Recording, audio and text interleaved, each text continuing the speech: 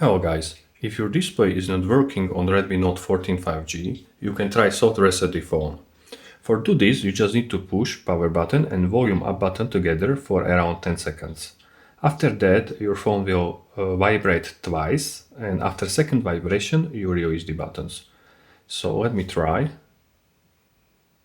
Push and hold. Sorry. Push and hold.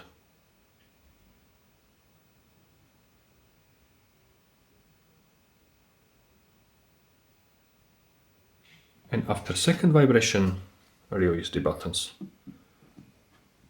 That's all. Thank you for watching. If this video helped you, don't forget to like and subscribe for more smartphone tips and tutorials. Bye.